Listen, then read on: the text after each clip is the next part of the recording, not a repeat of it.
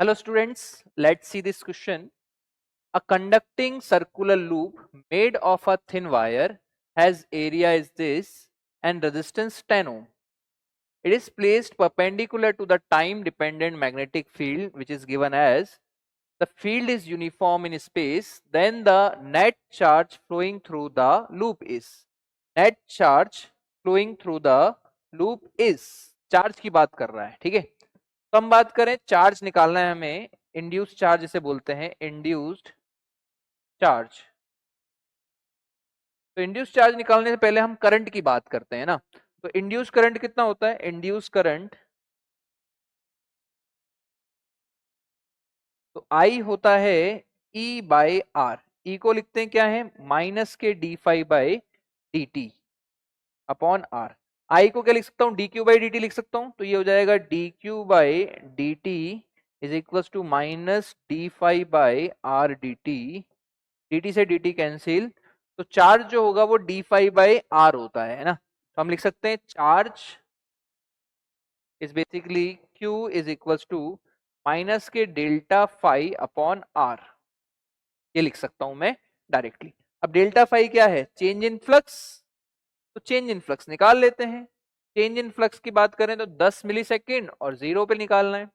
तो हम बात करें मैग्नेटिक फील्ड इन 10, फ्लक्स डायरेक्ट निकाल रहा हूं मैं, तो फ्लक्स इन 10 सेकेंड। तो ये होगा B final into area. B final कितना है? बी फाइनल 10 सेकेंड पुट करते हैं at T is equal to 10 second.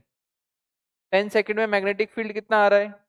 तो ये जाएगा 0.4 साइन 50 पाई इंटू 10,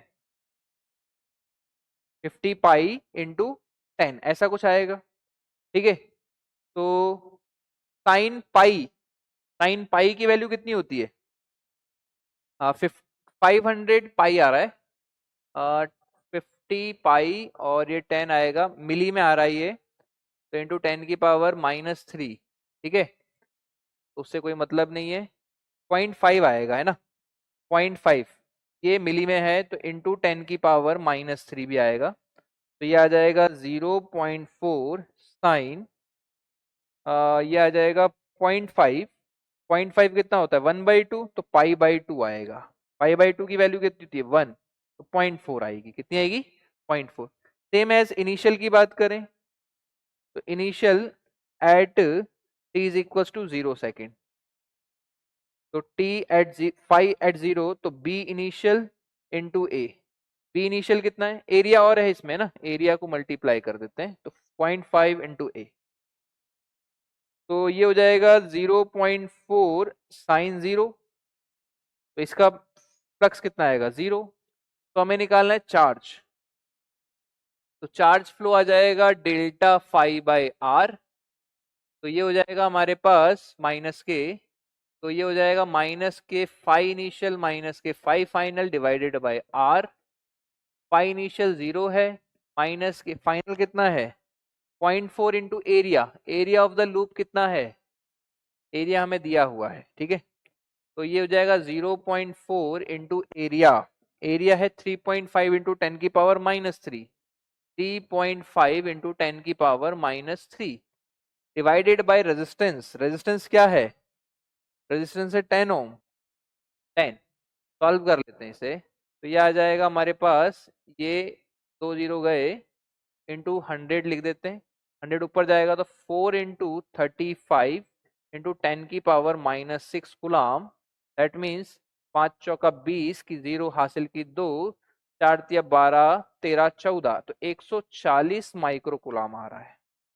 5 चौक 20, 2 4 तिया 12, 13 14, तो 140 micro कुलाम। That means answer of this question is 140 micro कुलाम तो नहीं दे रखा, तो